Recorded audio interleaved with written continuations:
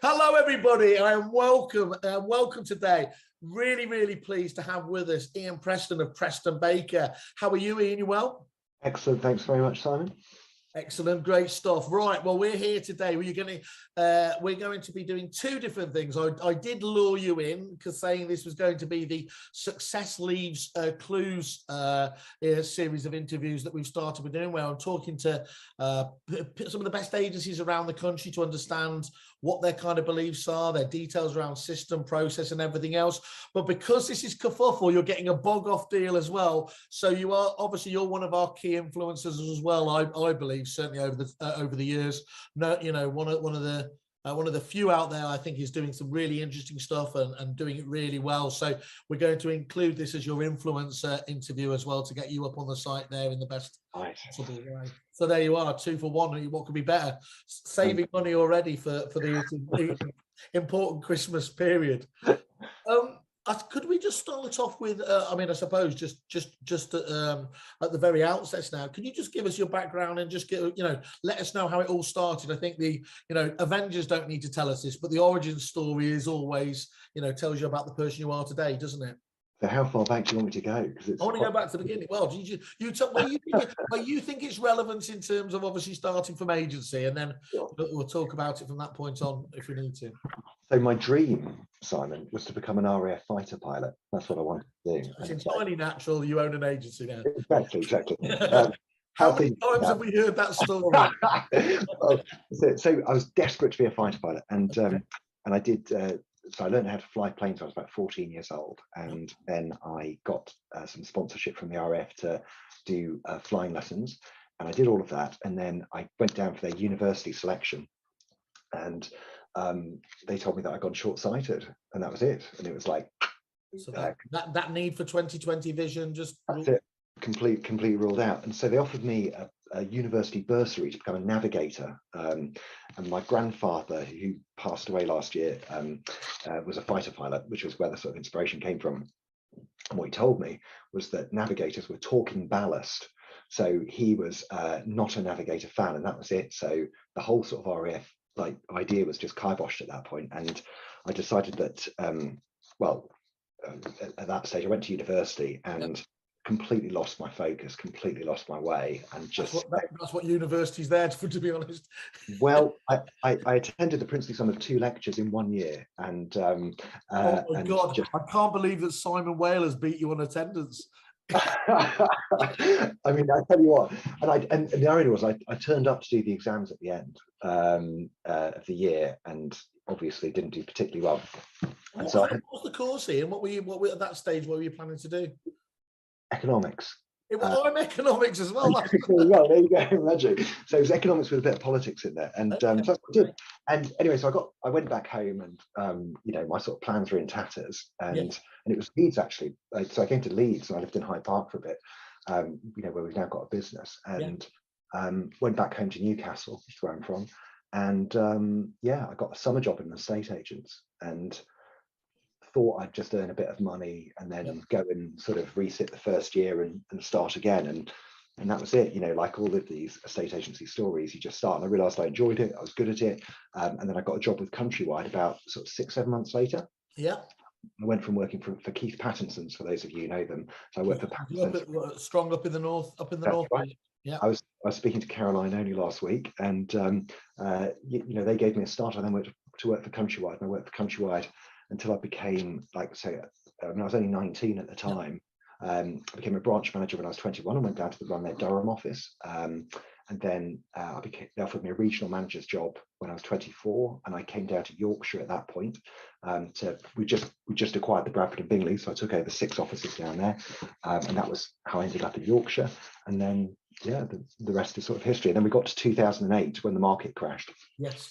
And I came back from honeymoon, and my boss, Mark, invited me in for a meeting and said, we're going to be shutting 3 of your 10 offices at this point.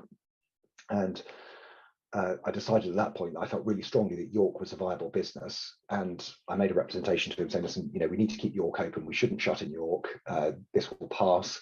And he said, well, the decision's been made, York is going to shut. And I said, well, in which case James, my cousin, and I would like to take it on, and we'll run it as an independent franchise. And so we took it on as a Bear Squeeze franchise initially, and then grew that, opened up 4 Bear Squeeze franchises, having acquired another failing franchisee, and then the rest is history, really. There is so many sliding doors moments in there, isn't there? There's a number of different things I take from that as well. First of all, my absolute now a recognition that that Pattinson's is really, it's the Foxtons of the North in terms of where a lot of people start from, isn't it? You look at like a map of where a lot of people started from the Northeast and everything else. I think famously Jamie and Ben from Iron Property were there at one stage. I know Hanson was there, and lots of different characters have started up from there and gone on to do their own very impressive stuff. And then again, a sliding doors moment there with Countrywide. If they hadn't made that decision to get rid of something you believed in passionately, it might have gone a completely different way. Totally, yeah. No, I didn't have any great aspirations to be independent or anything like that. It was, and then to be fair, there was a connection with Hunters. So then Countrywide sold out their franchising business to Hunters. Didn't they? Yeah, that's right. And of course, Hunters is a York-based firm, so all of our offices competed directly with them. They couldn't rebrand them to Hunters, so we had to then rebrand ourselves. And that was the point where we became independent. We had to buy ourselves out of our franchise agreements and then become completely independent, which happened in 2011. So again, had that not happened. So that's okay. So looking just on a very basic level then, in terms of how have you as an individual and indeed the business changed over the years? What would you say are the most, for a start, what are the things that have remained consistent with you? And then what have you most noticed changing? So at the core of the business is a belief that customers are generally not well served by the property industry, and that you have to be relentless in terms of your approach in order to get results which are demonstrably better if you want to be able to charge more. So premium is one of our values, and premium means to us that we will charge more than the competition and we will deliver more than the competition. And that is. I was going to ask you about that because I saw your beliefs on you talk about on the website are that it's defined by ACE, isn't it? But you've added in that the P in front of that for that very reason, yeah. Yeah, well, we've ended up with 2 more, and it's which is safety and then premium. So we've now ended up with space as opposed to ACE. So it's gradually evolved from ACE to pace to space, and where next? That's and of course, safety came in during the COVID period. I'm interested on 2 levels there, is because I've always made the point that it struck me, and I think it's demonstrably easy to show that the good firms are getting better and the rest are kind of probably lagging as well. But that element you just said there, that you do think you need to be demonstrably better to charge more, that I can understand that reasoning, and that's your experience very much then, is it? It has to be a clear gap to be able to justify that fee difference. Yeah, definitely, and you've got to be, and it's got to be something which resonates with the customer as well. So what I'm guilty of, one of my weaknesses, is that I'm persuaded by data and I'm persuaded by logical argument generally. And many people are emotional. Whereas of course the computer. Yeah, I think we all are actually. But if you work inside the industry, so for example, we've developed a way of bringing property to the market where we've A/B tested it now 3,500 times. We call it launch, and so half of the properties have been sold without, half of the properties have been sold with, and the properties with launch sell for 3.8% more and sell 46 days quicker, which means that there is a and it doesn't matter which market we've tried it in, whether it's good markets, bad markets, whether it's been in Doncaster or whether it's been in York, it always produces better results. And so that's an evidential thing that we go out to customers with. And the other thing is that we iterate launch all the time. Yeah. So one of the interesting things, well, interesting to me at least, is that it used to be the case that if you marketed a property for between 9 and 12 days before you allowed any viewings, that was the time frame which gained you the optimal price over asking price. Right. And now it is shorter. The time frame is now less than 7 days.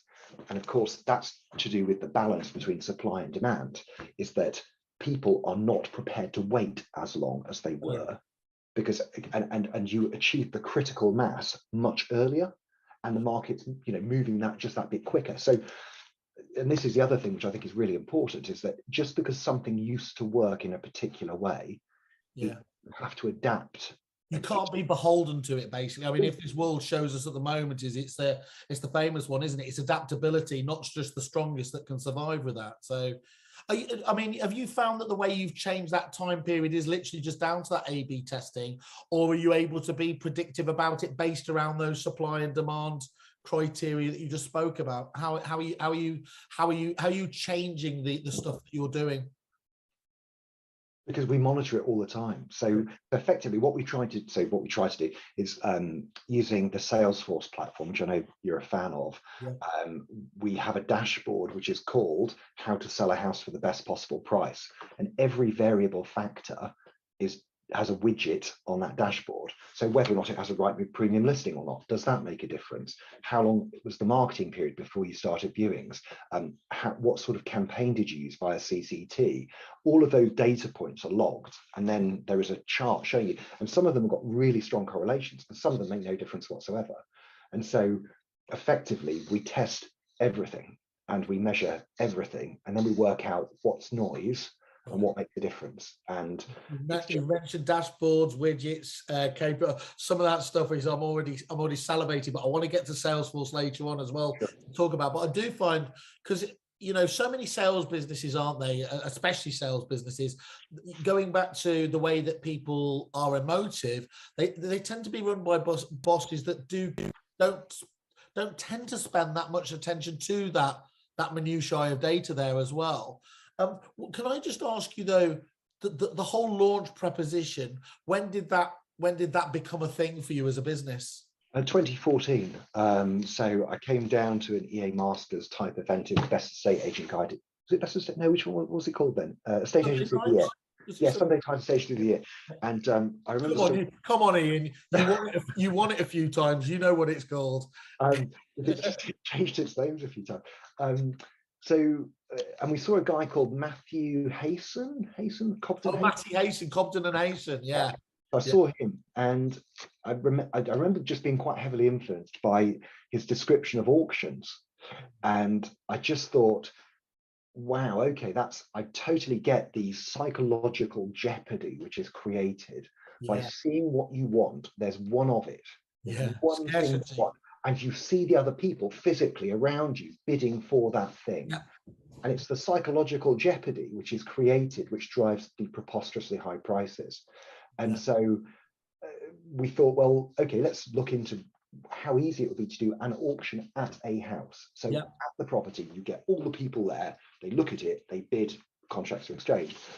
And we never really got it to a place that we were happy with, because the challenge with the modern method of auction, so the reason I haven't really got to grips with it, is because it excludes a number of prospective types of buyers. So even if you simply say people who are not prepared to commit £5,000 to the purchase, so the reservation of a property, without having got a mortgage offer, people who are not prepared to commit £5,000 because they've got a chain behind them, all of those types of customers are excluded from a modern method of auction, which means if your objective is to get the very best possible price and you remove people from the equation, you cannot get the best possible price. So question, how do you create psychological jeopardy without legal commitment, straight financial commitment? And so I'm sort of jumping ahead, but we have a product designed called Property Launch 2.0, which starts to integrate more of the aspects of modern method of auction without going all the way there. But at the moment, effectively, the principle is this, is that we get 20 or so people on 15-minute back-to-back appointments. Again, it's all COVID safe and all COVID protected, but it used to be much less so before COVID, and where we would just have 2 or 3 members of staff, lots of people there, creating this feeling of shit, someone else is going to buy my house. So it's like in Australia when it's the open houses there, but they tend to just leave them open for a long period of time. You've done it in much more condensed fashion to get that marketing, that competitive ethos going. That's really interesting. And And do you limit it? What happens? I mean, the question would come back: do you only do it on certain properties that merit it, or, for example, it would work against you if you didn't have enough people attending that, wouldn't it? So how do you manage that if there's not enough interest? So I've sold property with one viewing at a property launch for in excess of the asking price, because the reality is the consumer doesn't know. Because effectively you rock up for your 11:15 a.m. appointment, and okay, maybe there isn't someone there before and there isn't someone after, there's no overlap. And I'm not saying that we would deliberately mislead people, we wouldn't. No. But at the same time, your assumption very well may be, as it would be in that scenario, that there were other people looking. So if you are interested, there are two things which happen. Number one, you're more motivated to make a quick decision because your perception is that there's competition. And secondly, you're prepared to try and go for your killer knockout blow straight away. And so the discipline which most agencies don't follow, which is, in my view, the key ingredient to this, is that you have to stop people viewing before the launch. So that's really interesting. So there's competition on the one hand, but I'm guessing as well, the fact that they believe there's a process means that that's going to walk them into it as well, doesn't there? That this is a formal part of the process. That's it. So you inquire digitally, or via the telephone about the property which has been a Rightmove. It's advertised on the description. The first of, the event starts at 10 a.m. on Saturday. They want to view on Thursday, and you have to have the discipline to say, we'd love to get you in on Thursday. Unfortunately, the seller has decided that the first available opportunity for the property is 10:15. So I can show you either at 10:15 or 11:30, which time's going to suit you best. They go, well, I can't do Saturday. We've got kids' football. Okay, no problems. We can do after that. So you can go after everyone else has seen it. You can't go before. You can't go before. Yeah, that makes sense. And it's the discipline to actually almost turn someone away, as it were. Now, in today's market, it probably doesn't matter as much as it did, 3 or 4 years ago, when the balance between supply and demand wasn't so much in the seller's favor. But and I guess from your point of view, of course, that's quite difficult sometimes to explain, or some vendors will get quite, what do you mean you're going to send people away or potentially not get them round? But where you're able to come back, given that you've got all the data to back it up, is you can say, look, we know that this process works. We get X, Y, Z% over the asking price normally, but you do have to remain consistent with us. Otherwise, we're not the right agency for you. Would that be fair to say? That's it. If you want someone who's just going to pop it on Rightmove, because this is the key thing. Think about it. When you're dealing with a highly, highly popular product, what is the criteria of who buys the house? Like, is it the best buyer in the marketplace, or is it the first buyer in the marketplace? Effectively, most agents sell to the first person who's prepared to offer them the asking price. And it's basic, and that's the criteria. Whereas the reason that launch gets more interest for people, the reason it gets a higher price for people, is because you access a marketing window which attracts the whole market at that point in time, and then the seller gets to choose the person who's got the right timescale, the right position, and the right price. And those are the three factors they can then choose from. We also use it for lettings, and so and now on average we get 104% of rent. And it's not just for the landlord about how much they're prepared to offer in rent. It's also about choice of tenant profile. Yeah, cool. Getting the right one there. Yeah, okay. So I was just thinking, why is Ian telling me this secret sauce to the business? But it's not like your competitors won't be very aware of this going on. Would I be right in guessing, though, that you feel quite confident, because actually there's very few businesses that will have the discipline to actually hold back? Totally, yeah. So basically, two things happened when we started with launch in 2014. The first thing was, everyone rubbished it, and they said, this is stupid, you shouldn't do this way. Then everyone mimicked it, and they said, well, what, they're going to charge you £4,000 to sell your house, we'll do it for 2,000 and we'll do the launch. And of course, and effectively what they're talking about was an open house. And again, people might think I'm splitting hairs, but it's the discipline of the process. And of course, there's also 6 or 7 other things which we do in the build up to that launch to drive that level of interest in terms of marketing. And in my judgment, we have the most aggressive marketing campaign. And the other thing is, if you're not prepared to charge a premium fee, I know you cannot afford to deliver an effective product. Yeah, so that classic, what you've just gone through there is the classic British approach to almost like the sales cycle, isn't it, of when new things are introduced. But the wonderful thing there is that actually, you know, you can't deliver, what's the old famous, you can't deliver something fast and cheap and everything else. And you're able to say is, look, we know that for that model to work, it has to have a premium, as you said at the beginning, a premium service, and that simply can't be done on the never never, as it were. No. And okay, cool. So so it works. It's fascinating. No, I'm absolutely fascinated about it. And we'll come back to, as I said, a few of those aspects later on. But just going back to that element to, you know, to date, and as I said, now this business has been going. We mentioned the Sunday Times there. You had the top performing office as well at the new iteration of that EA Masters, as well as a lot of other branches, obviously recognised in there. Is it those things that you appreciate the most, or what's your proudest achievement to date in terms of where you are as a business now? I don't know. I'm genuinely very lucky to work with an awesome team of people, and the thing which gets me out of bed in the morning, and you know, which motivates me to keep going with what we do, is I enjoy innovating. So I enjoy, you know, I'm a neophile. So it's one of my weaknesses, of course, as well, is that, you know, it's making sure that I'm really consistent on the basics. I don't lose sight of that. That's why the values are so important, because the values tell me what's important. The values tell me about my mistakes. They tell me. I was going to jump in here, and I was going to ask you kind of also to say what's your biggest mistake as well. And I'm guessing you and we're very different characters. I think you'll be relieved to hear. But one thing I would guess is that when we come home from some of these events, or a Peter Knight Academy group or something like that, you know, the staff will roll their eyes as to what the next idea is going to be, isn't it? And we haven't even finished implementing the last one. Is that something you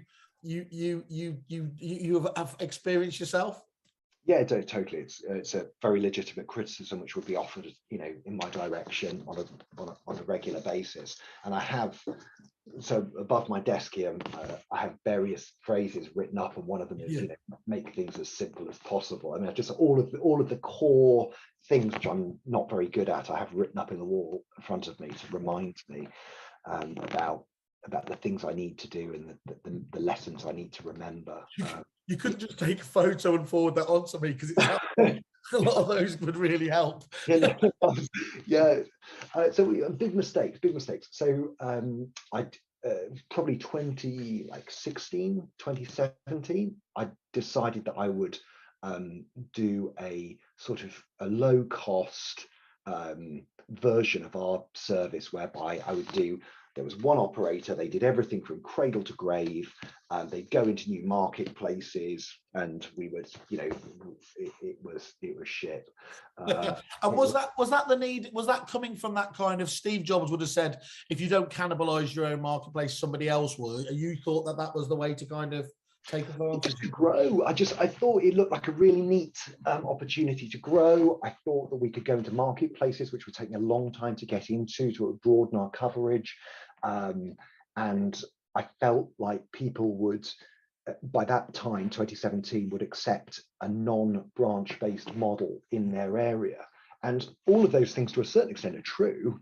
And you know, we can talk about branches in a bit. I've just closed 2 offices in the last week, so I'm very happy to chat about that and our thinking.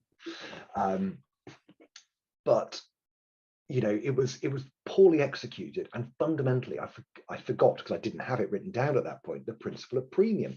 Every time I've ever made a great call, it's been when I have said, do you know what, we deliver outstanding services, outstanding people, so we're going to pay good money to get great people, and we're going to charge accordingly. We're not going to say, okay, well, what we'll do is we'll offer what we normally offer, but we'll take a few things out and do a slightly shitter version of what we do. Every time I've gone anywhere near that direction, it has ended in tears, and it's the reason I have the value of premium. That again is incredibly interesting. Do you think the failure comes from yourself in probably not having the belief, the true belief in delivering, you know, that model, as you said, premium comes from, or do you think there's just that real challenge with a segmented offering, whereby the public will all, even as clearly as you try to make it, they will always want to try and take the top price service at the bottom price, and it becomes quite muddy in terms of that, and that, you know, that differential. What are you able to like place your finger on where it didn't work? Fundamentally, because I'll never, ever accept us doing, like, setting out to deliver a poor quality job. Like, it's just not in our DNA. We, you know, it just doesn't exist. I'm not saying we always deliver a great job, and I want to make that really clear. We don't. We make mistakes as often as everyone else does. But our intent and our drive is always to do the best. That's what we set out to do. That's how we, you know, that's how we go for it. And setting out with the intention not to do your best is just, it's an anathema. No, and it just doesn't work. So yeah, it's I don't know. It's an interesting one, Simon. I couldn't tell you whether it's down to the customer or not, but what I can tell you is every time I've compromised on that, it's ended in tears. Based on all that data, you know what works and what doesn't work with your own stuff. Okay, you mentioned there a few of the kind of quotes up there. What have been? Do you have any inspirational quotes that you know that does keep you going, or indeed, I know you'll be a big reader. What are the books that have influenced you over the years? Yeah, it depends about what, I guess. I mean, so Jim Collins as an author is someone who I've sort of read most of what he's done, I guess. And a lot of the thing I really like about Jim Collins is all of his stuff is research and evidence based. So he's got his team of researchers, and whether it's Good to Great, Great by Choice, Built to Last, Beyond Entrepreneurship 2.0, all of those books, for me, I can get, like, so for example, and I forget which one it was now. It's the one about companies which sort of live above, which survive above the death zone. I think it might be Great by Choice. But again, he talks about shooting bullets rather than cannonballs. So I don't know if you've come across that phrase before. Is that targeted, what being more targeted sniper shot or something? Yeah, so effectively shooting bullets rather than cannonballs. So if you're a neophile like you, Simon, then one of the things is that we see the big new thing, the big new idea, and we think, right, we're going all in on this.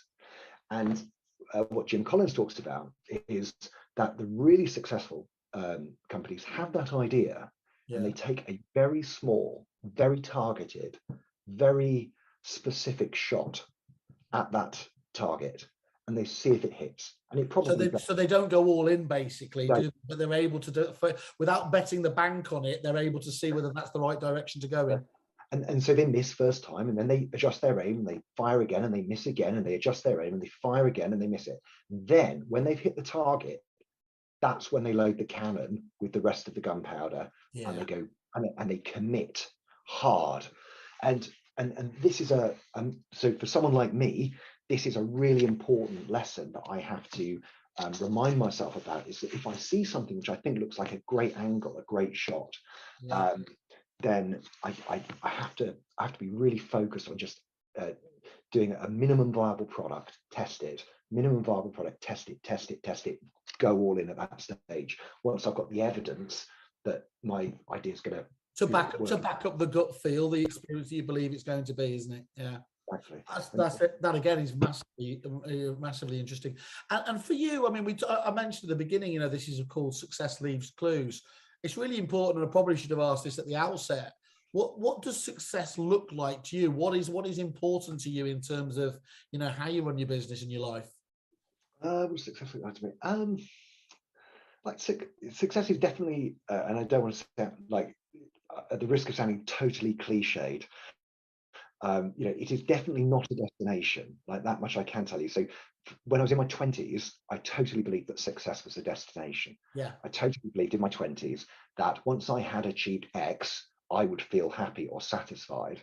I never, ever, ever, ever am satisfied, ever.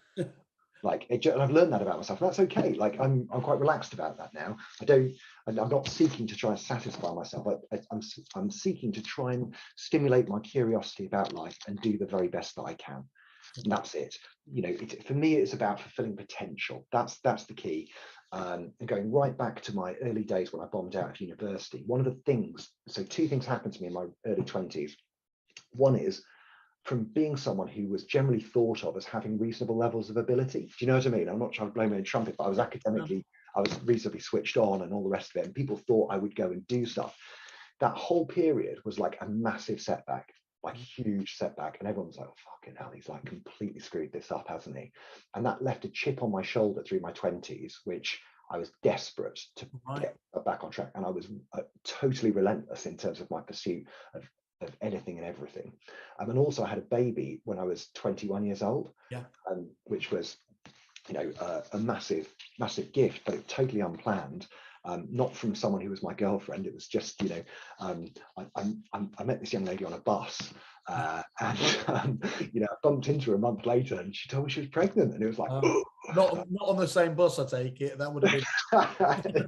She'd just come off it, and yeah, so you know, so I had a son from being 20 years old, and so again, that like properly.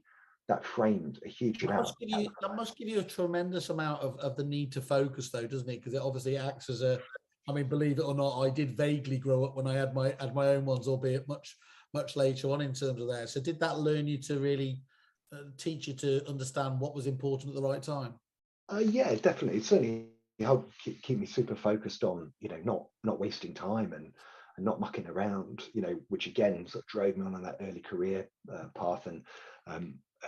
You know, I have 6 children in total now, so you know they certainly keep you honest in terms of you know, in terms of your lifestyle, and then as you probably know, I do my triathlon and stuff as well. So I have. Well, that's where you keep saying success isn't a destination. You seem like Tom Hanks. You just keep going.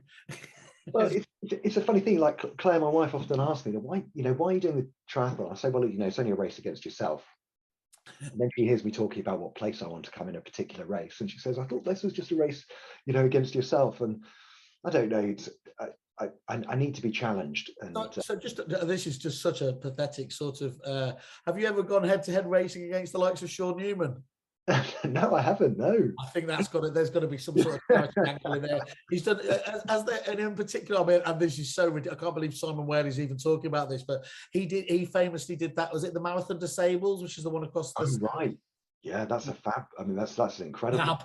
See, we have. I said, you know, there's many things we do agree on, but that is fab. Is not one of the things that we do. What is it? 4 days across the Saudi desert, isn't it? Something like that. Yeah, I think it might. Is it Morocco? Is it? I think it's the Sahara. I think it's the Sahara. So, yeah, I mean, a good friend of mine who I used to work with, a guy called Chris, was due to be doing that. And again, it sounded like an incredible thing. I mean, I did quite different racing to that. So the racing I do tends to be quite short. It's not like the ultra marathon, ultra endurance stuff. You know, Pete Wilkinson famously did all of his Ironman events. So I tend to do short course. So my races are maybe like, I've done up to half Ironman. So I've raced at half Ironman distance, but I generally do a little bit shorter than that. Do you need that to help you balance your, you know, the exertions of work and literally to let off steam? Is that what it is? Totally, yeah. I used to drink I used to just drink every day, you know, as a just way of switching off from, so like, you know, getting through like 20s and early 30s. It just, you know, I've got an addictive personality. Do you know what I mean? That's the way it is. So basically there are 2 different types of training I do. One is really high intensity, and the other is really easy. So when it's really easy, when I do really easy training, that's the time to just let my mind go and think. And when I do really high intensity, it just helps me forget, because you can't think about anything else other than the pain. And so that's.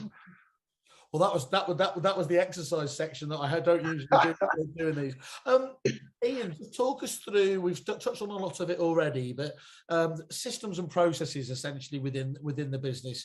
You are a systemized business, aren't you, by definition? I mean, whether that's down to the launch, I mean, you've got the academy as well, I believe, isn't that right, in terms of training things up? So one question I would ask you then is, sometimes systemized businesses, you know, can fall into the trap of them becoming having a lack of innovation in theirs. But that clearly isn't what happens there. So how do you stop systemization taking away that creativity? Yeah, it's an interesting one, isn't it? I mean, I'm quite critical of CRMs. Generally, you've given me that on a few occasions, to be fair. So, so the way that traditional estate agency CRM works is that they give you the CRM and they say, there you go, that is where you input your data.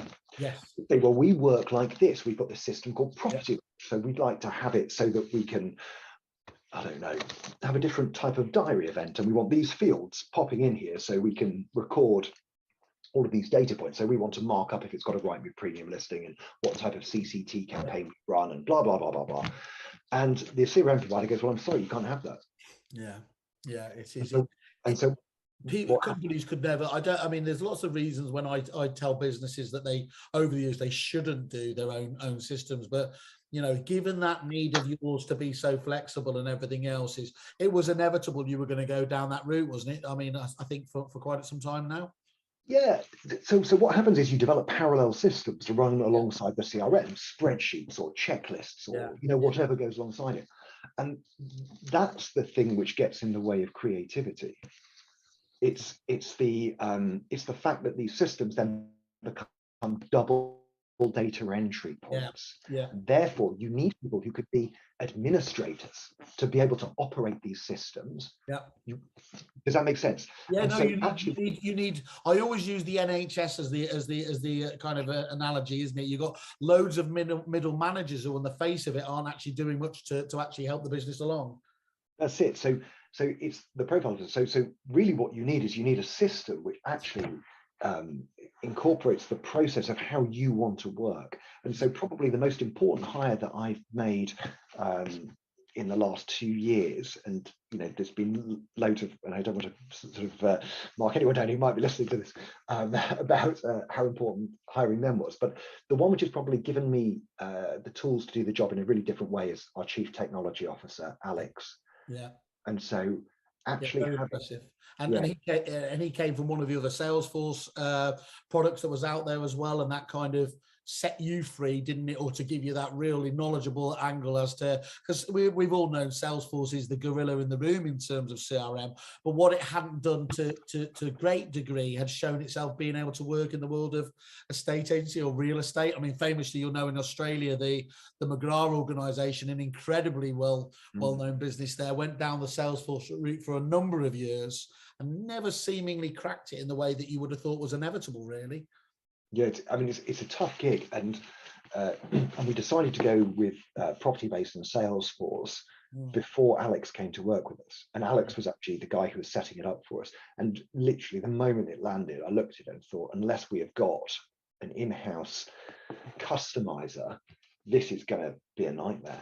And that then does essentially, customizer, or in normal non-techie ways, you'd have thought about that as you almost your own developer. That then does what you, if I'm guessing right, without putting words in your mouth, enables the system to reinforce the way you work rather than kind of working against you, which is how it probably felt like the other way around. 100%. And so therefore coming back to your original sort of pointed question, which is about, technology getting in the way of innovation, or sorry, systems getting in the way of creativity, is that it's all one and the same thing. So effectively what happens is at every level of the organization, we use Slack. So there are ideas and a combination between Slack and Trello.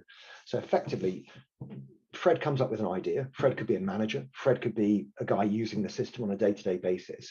Fred drops that into the Slack channel, which is about tech issues or tech ideas. A Trello card then gets spun up for that issue, and it gets spec'd out as to how many, we would call them story points, but how many units of time it would take for that job to be done. And then the manager orders the Trello board in the order of importance versus the time taken, so that then we've got a completely live dev queue of stuff which we want to get done, which can be controlled by the owner of that particular part of the business, but everyone can feed into in terms of ideas. And you do encourage that, because sometimes, some people I would know over the years would have recoiled in horror, almost the liberalization of that development queue there. They're going to ask for nonsense and everything else. But do you think that's just as important to get those points out in public and then explain why you're not doing it if it's not relevant? Yeah, totally. And just the thing is that I've got a good working knowledge of the system, but I don't use it every day. And when I'm well organized and I spend good quality time at the front end of the business, I just, I'll sit with the academy and I'll just watch them do the job, and I'll get them to talk me through why they're doing it that way, because very often it's not the way I imagine they would do it. And then you'll just quickly find that actually the system isn't working the way that you envisaged it would be working, and actually they're having to find workarounds and stuff. So the guys who know how the system's working, especially if you're building it yourself, are the guys on the front end. So the idea that comes back down to that point you said at the beginning, though, that adaptability. You've got to have that belief that you should change the system based if it's not working in the right way.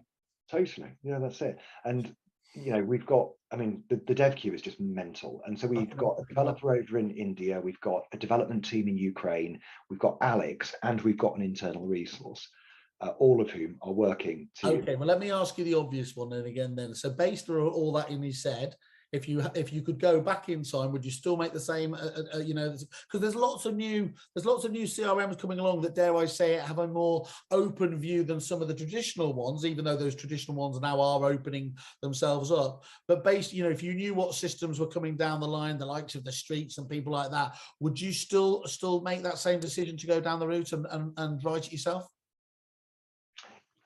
Yeah, I would. Street is phenomenal, and Heather is brilliant, and I think that what they're doing is going to, be the best in the market by a country mile.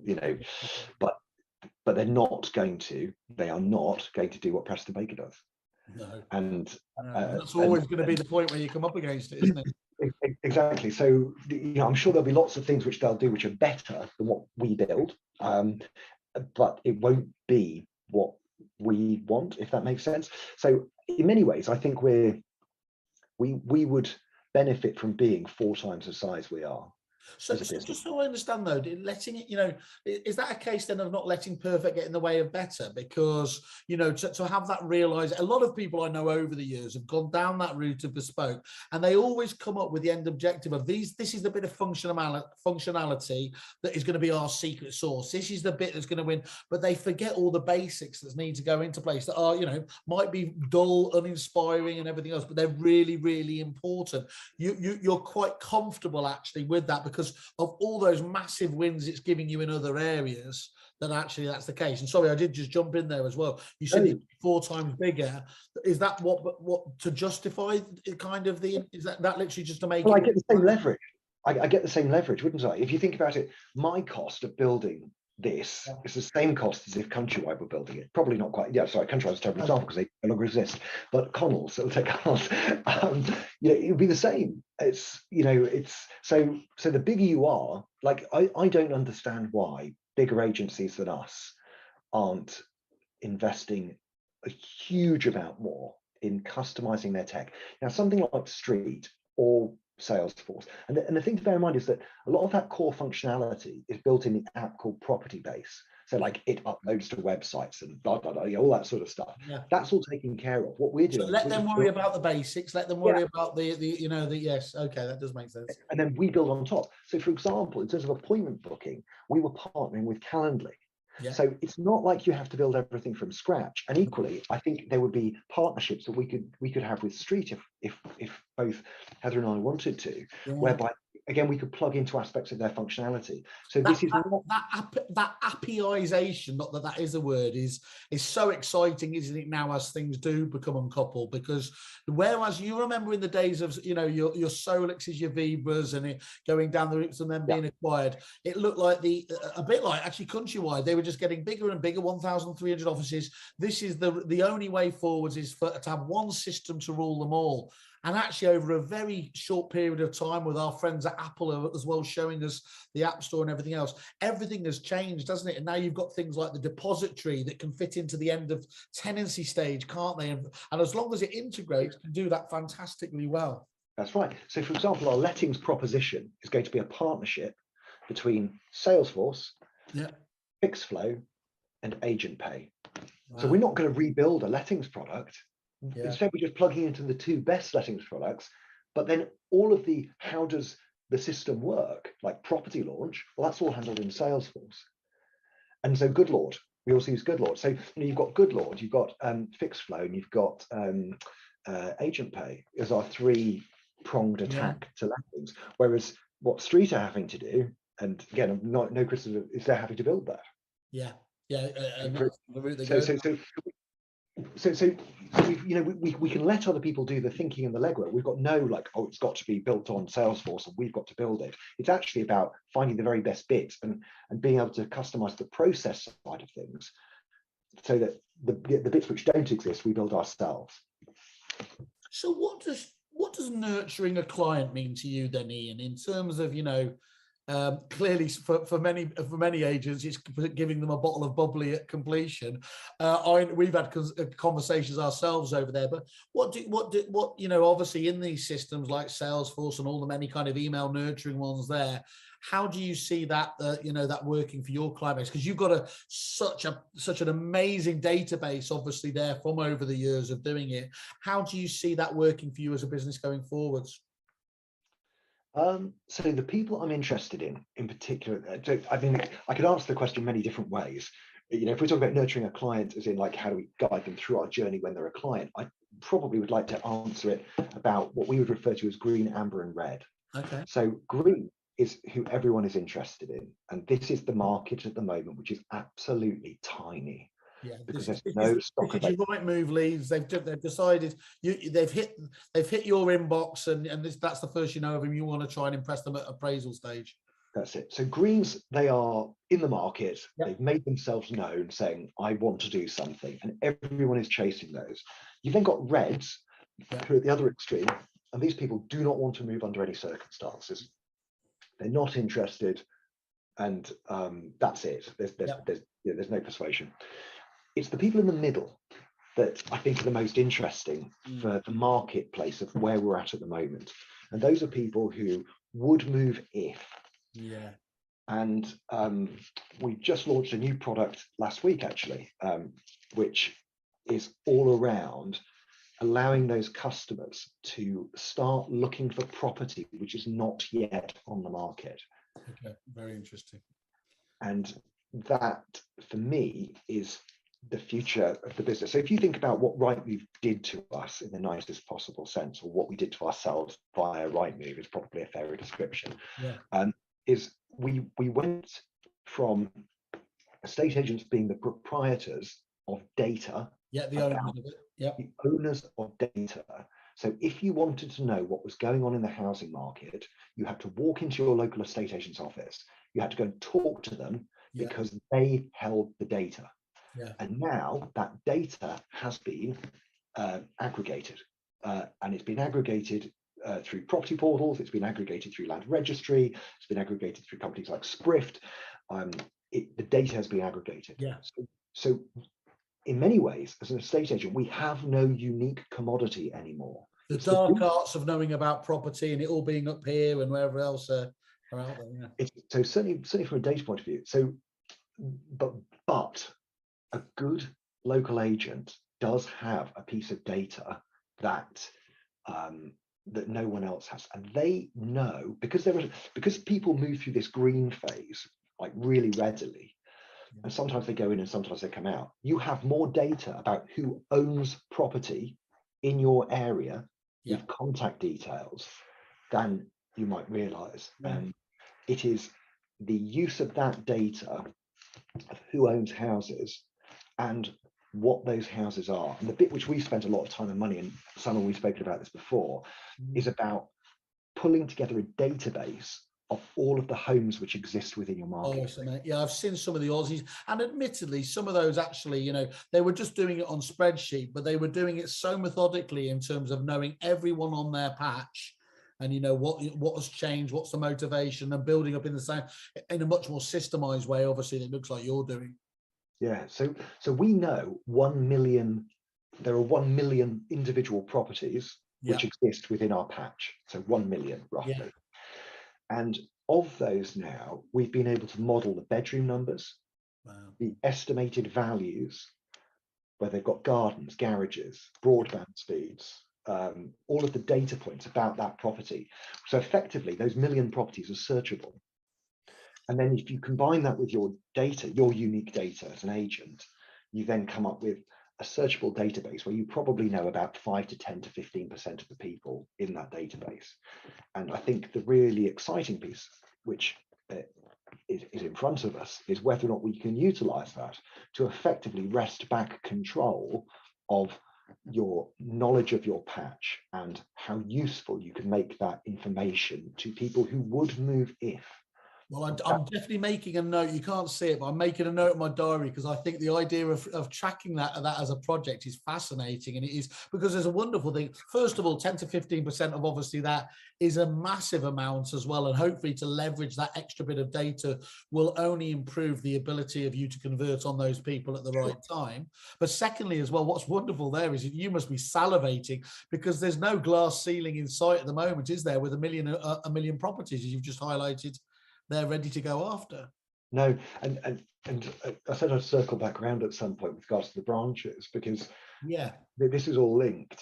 This is all linked. And so the thing is that your ability to dominate a patch used to be about having a local high street office covering 17 to 20,000 property, if that makes sense. Yes, it does, of course. And so previously we had 8 offices covering roughly, I don't know, 300, 400,000 properties. We will now have 5 offices, much bigger offices. So actually bigger with more people in them, covering bigger geographies, driven by data and the people we know in those areas, improving the number of property owners that we know within those areas. And utilizing that much richer data that we've got in terms of knowledge of the properties and how many bedrooms they've got and all that sort of stuff to then market and target to those people, coming away from simply just having 2 or 3 people sat in a small high street office, which I don't think. I was going to ask you as a completely separate point, but it seems prescient now, which is unusual for me. I was going to ask you, what, if anything, we've learned from the online agents? Do you think that is genuine? Has that been gleaned from them, or has that just come from somewhere else? So the data piece less so. But I tell you what, the online agents have totally nailed, way better than virtually any high street agent that I know, is the convenience in terms of everything from lead handling to online viewing, booking, and all of the first contact pieces. Because they don't have any staff or many staff to deal with that facet of the job, which we've traditionally had loads of people to deal with that facet of the job. They are ultra efficient, and not only are they efficient, they're also what consumers generally want. I went to pick up a Domino's pizza on Saturday, and I tried to have it delivered to the middle of nowhere, which is where we live, and unfortunately they for whatever reason they didn't have any delivery drivers. So instead, all through the app, I ordered my pizzas, I sent the order, and they then said, well, you can do this thing where you pull up outside the thing, and they effectively, you give them access to track your phone for a short period of time, and then they bring the pizzas out. And so I went up with one of my kids, parked up outside the thing, and I was like looking at the phone to think, okay, what do I need to do now to get them to come out? And then literally there was a tap on the window, and the Domino's guy just popped the pizzas straight through the window. Now, some people might say it would have been a much better service if you had called them up, you'd gone through the order on the phone, trying to explain that you don't want any cheese on your meat feast pizza, and then getting them to repeat that back to you to make sure that they got it. Then credit card details over the phone, then explaining that you could pull up and should give them a call when you get outside. Like, which service is better? There is a digital world and a digital experience which is infinitely better for high frequency transactions than you're currently delivering. I think that is such, I mean, that's, testify and all that stuff there. I think the problem is, isn't it? Self-select has got a bit of a dirty name over the years. And actually, lots of people do prefer that, whether that's preferring so many people, and myself included. If I have the option of using chat in many respects, I will go for that straight away. It's unimpeding. You can do something else. You can multitask. If it's done correctly, it's, it's impersonal in the right way. And actually, until people get clued up to the fact that there are many different demographics out there that want it like that way, you're just going to leave yourself excluded from that part of the marketplace.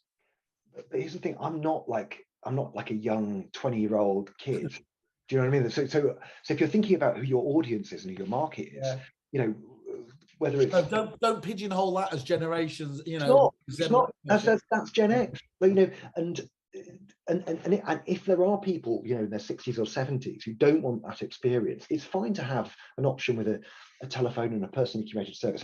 So the thing is that we've got this model which we use for innovation, which I think is quite interesting, and I'll just see if I can draw it out for you. But effectively, I want you to think of two axes like that. Along the bottom, you've got what is the value to the customer? Okay. Starting at 0, going up to very, very high. And the other one is what is the value to the agent? Starting at nothing and going up to very, very high.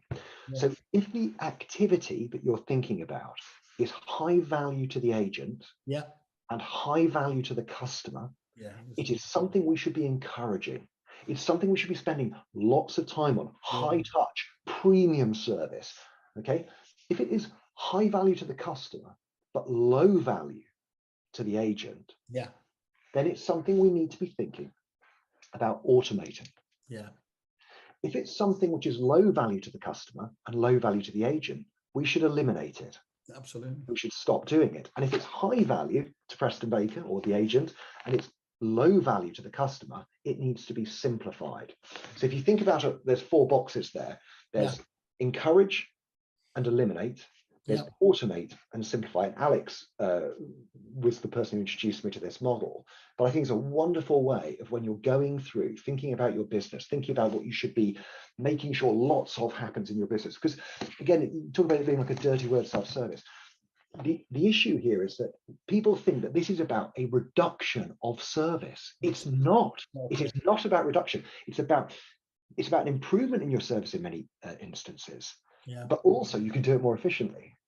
And anyway, sorry, I could. No, I think that in itself. Look, I mean, as the only person I know operates at a greater speed than myself, albeit with a lot of detail, is your good self. And there's so much, but that in itself is absolute gold dust. As an exercise, as you said, that quadrant style approach is just absolutely fantastic. And as I said, is when you've got 1,000,001 different things challenging your business as a way of prioritizing is wonderful, isn't it?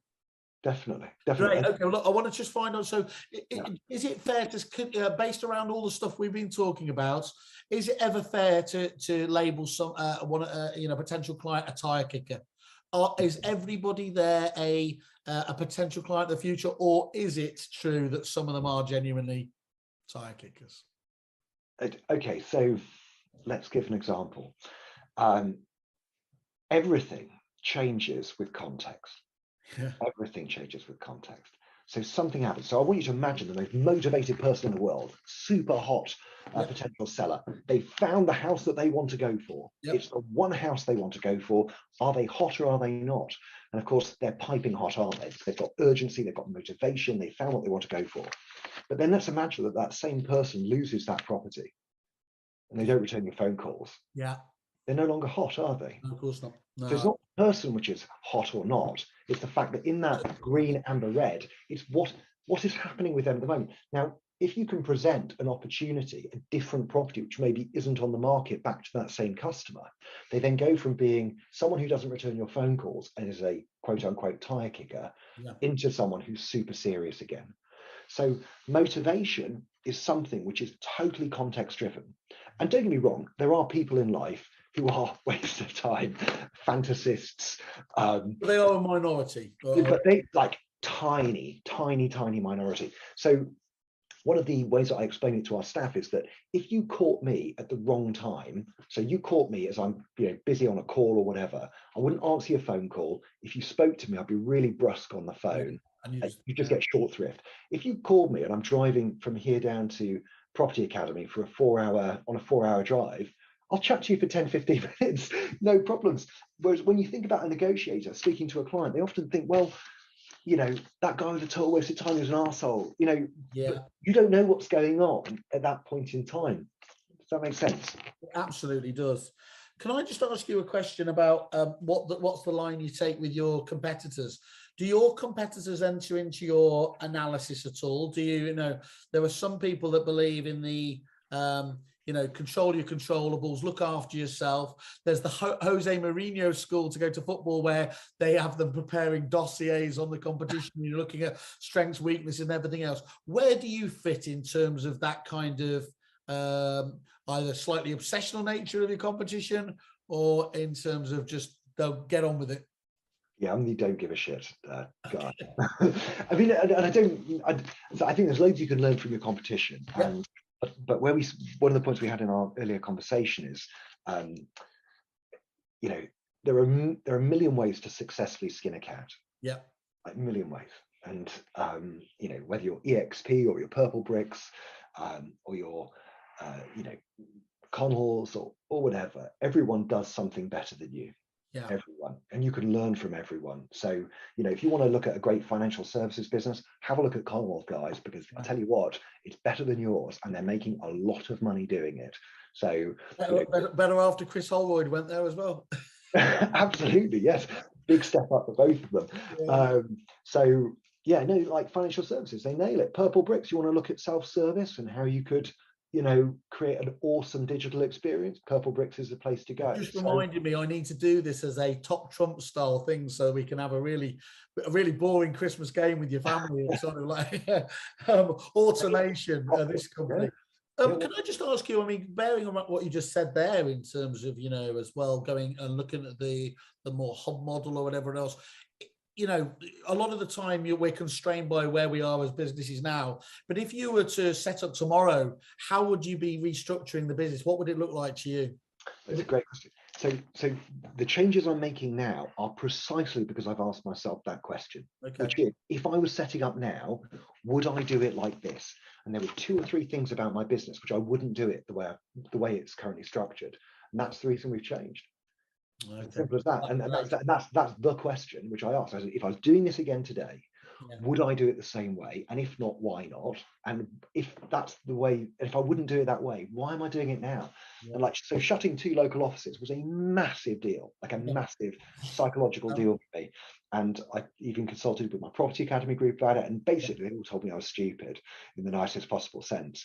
But what we've done instead is we've now taken a 3,000 square foot office. So it's massive, it's huge, biggest office in Leeds for estate agents, and we're going to make it an absolutely awesome working environment. And then you've got the whole culture thing going on as well, osmosis of people learning off each other and everything else. Absolutely. Whereas when I visited these small parochial little offices at sort of 700-800 square foot, there was just like 1 or 2 sad looking members of staff sat there, not learning off anyone, because so many of our people were in these hybrid roles now, working from home or based in the academy. And these places were terrible places to work. And I just thought, this isn't like, we aren't operating using this branch model in the same way that we used to 5-6 years ago. So why have we got these offices here, other than the fact it's maybe a matter of pride, like as in a lot of that, isn't there? There is but they don't serve any purpose anymore. Like they don't serve the function that you originally set them up for. So why have you got them? I love that. That's great. So just 3 last questions, if that's okay. So in terms of the people you respect or have respected over the years within the industry, who are the people that stand out for you that you keep an eye on? I mean, Peter Knight. I listen to Peter Knight, and when he offers me advice, it's always very well thought through. And for someone who hasn't been doing estate agency for as long as him, if that makes sense, it is remarkable how on the money and prescient he is. And if anyone hasn't watched his sort of future estate agency webinar that he did during the lockdown, I would definitely recommend that you look at that.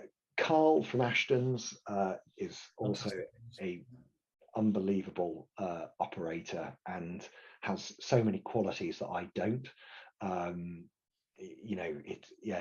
He's incredibly measured, incredibly thoughtful.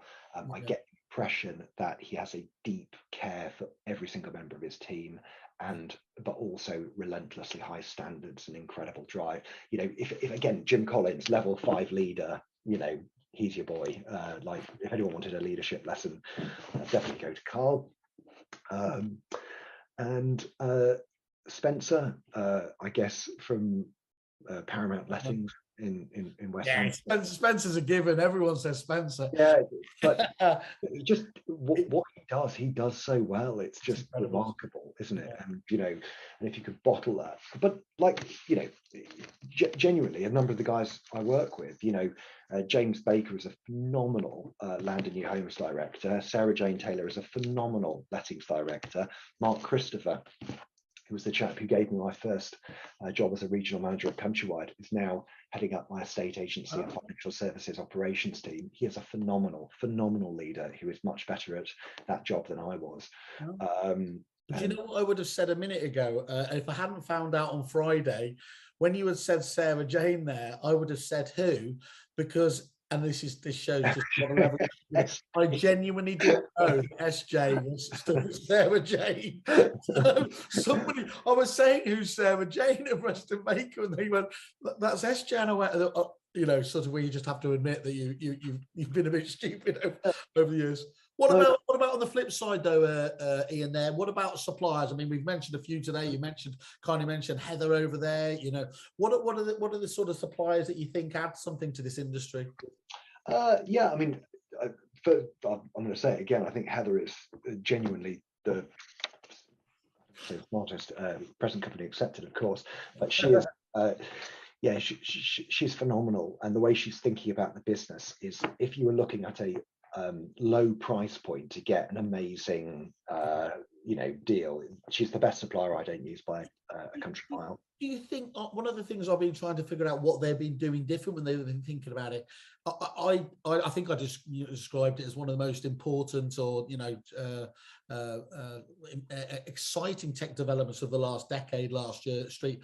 And I was trying to figure out why I thought that when I looked at it. And okay, it's got all that sort of great UI and everything else. But the other thing that I suddenly realized was, for the first time ever, it's thought about the B2C journey, hasn't it, rather than just the B2B, which was so important there. It's not just about impressing the agents with the efficiency and everything else, but it's literally reaching out to their own customers, which of course is the most vital one there is. Absolutely, yeah. It's the same piece that Purple Bricks have nailed. Yes. They've then essentially sausage machined that out into the CRM itself, haven't they, in their own software?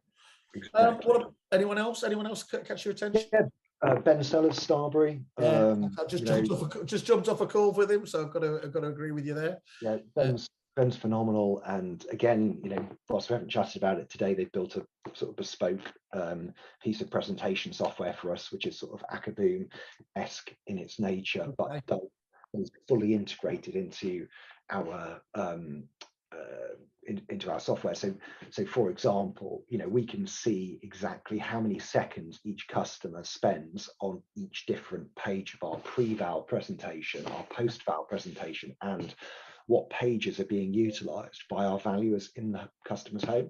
So if you think about that, we can then cross-reference that data against the customers who list. So in other words, we can work out what works. So you've got the whole. I mean, marketing always talks about segmentation, but one of the hardest thing about segmentation is understanding how do you do it, how do you get around it, and if you're getting that information back as to what's working for you and the ability profile there, you've got a powerful proposition, haven't you? Yeah, totally. So there's loads of stuff there. So Ben's a supplier that I really enjoy working with. And yeah, and we've got loads of, and again, I mentioned a few of the lettings guys, Good Lord, I think it's a phenomenal product.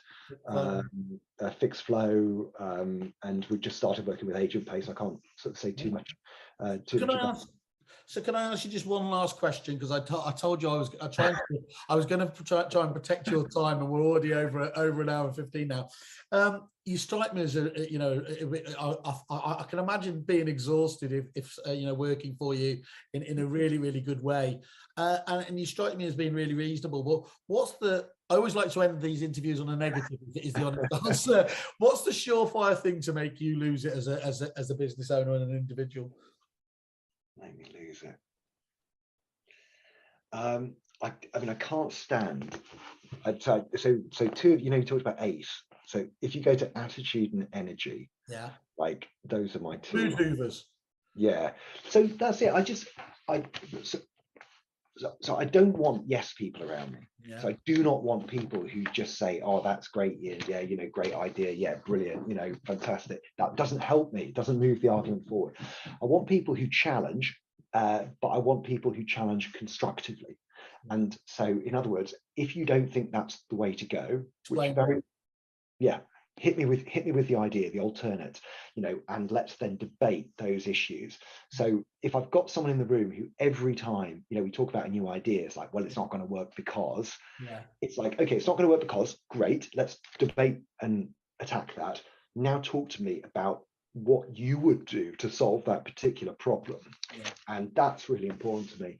And then the only ones that are worse than that, though, are the ones that only after the event say, I told you it was going to work. Right. And you can never nail them down to make an opinion, can you, beforehand? By the way, you did miss it. When you said the only thing you can't stand is yes people, you missed me instantly saying yes. Straight which I thought was good. Shouldn't really have drawn attention to there, but that's mirroring, so I can't help myself. But you know what it is? I believe in like a meritocracy of ideas. Okay. So the best idea has to work. So one of the books, again, which you might be interested in, is Principles by Ray Dalio. And I know of it. I haven't read it. I know a lot of people say it. So meritocracy of ideas, best idea wins. Doesn't matter who's had it. No, that's a good one. You know, that's really important. And again, if you want to spin up a business, I mean, again, I'm surrounded by amazing people who have amazing ideas, and you know, so much of the stuff I've talked about today is a fusion. No one can really remember whose idea it was, because what's happened is someone said something, then you know someone else has improved it, and then someone else has adopted it, and then someone else has changed it, and you sort of end up. What's great there as well is that you've you know the pride you must have is from creating the potential for that to happen, is in it all the right ingredients, as it were, that ultimately those you've got the people in the right place, you've encouraged them to be able to speak out, that there is that meritocracy of ideas, and that only comes from the top, doesn't it?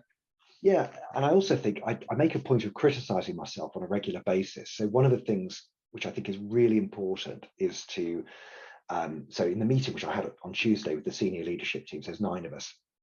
I start the meeting by telling people what decisions I made which I got wrong. So some people would react with horror. I mean, I'm with you. I mean, but I'll probably self-deprecate off the charts to be honest, with due reason. But some people would perceive that as then they would lose respect or something else there. But I certainly don't believe that. I think it can only show that everyone's human and that they shouldn't be afraid to make those, you know, those same decisions. And dare I say, you've got to be brave enough to make a mistake, haven't you? Totally. Well, if you're going to innovate, you're going to make more mistakes than you're going to hit home runs. Yeah. Fact.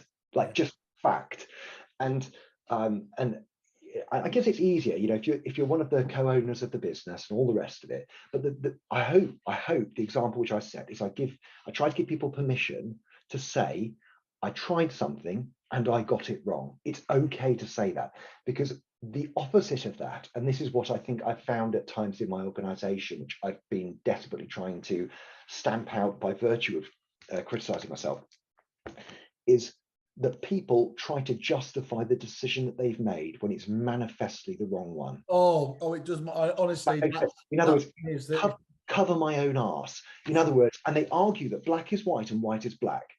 And you're like, not to get all nationalistic about it, but that element is one of the most horrible elements of if there is an English or British business, you know, when it's at its worst, compared to what I think you're talking about there. The Americans famously don't mind if you're going to fail fast and all that type of stuff, isn't it?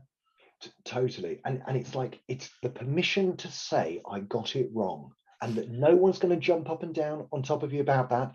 In fact, you're going to be respected. Yes. For saying that I made a decision, I got it wrong. Now, the conversation doesn't end there, because what you say is, yes, I got this bit wrong. And what we have learned from this is that this is what we need to do now, or these are the decisions which, if I'd made that decision, I believe that we would not be in this position here. And so therefore, this is now the course of action. So it's not like, oh, I got it wrong. And I'm not looking for sympathy. I'm not looking for but it's about telling people, if the results aren't happening the way you want them to right now, there will have been decisions that you are responsible for that have led to that outcome. Recognize what those decisions were, work out what didn't work, work out what did work, and then correct Correct.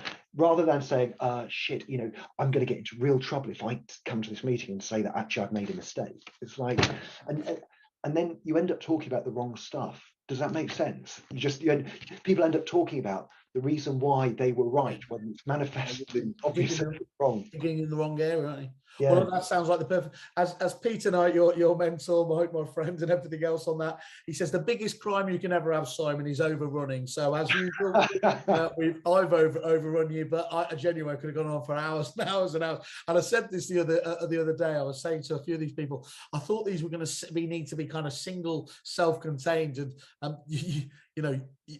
We need to have a series basically, but anyway, I want to thank Ian. Thank you so much for being so open and honest about your business, about yourself. There, not surprised to see you are where you are, and I can't wait to hear back how some of these things we've spoken about develop over the coming months and years. Well, I hope I didn't go on too much, as is often. Not for me. Not for me. No, thank you very much, Ian. Once more, thank you. Great. Okay. Cheers, Simon. Cheers.